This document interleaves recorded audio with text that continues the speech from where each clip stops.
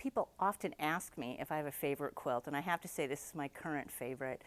This is a Mughal piece that we acquired from a dealer in Turkmenistan, and it's done with the most beautiful embroidery, and again with yellow silk. And this yellow silk seems to be a clue to these early pieces that we're learning about.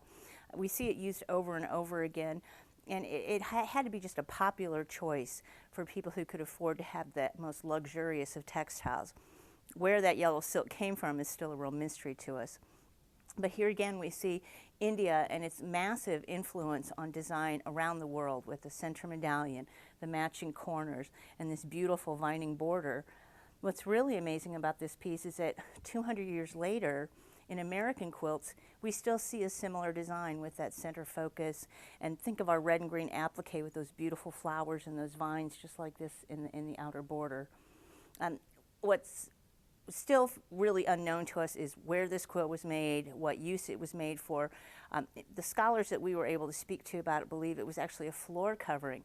Could you imagine that this would be something you would walk on? But if you were one of the elite members of these Central Asian cultures, you would probably be living in a tent, and every single surface in the tent would have been covered with the most glorious textiles possible. And this is a perfect example of one of those.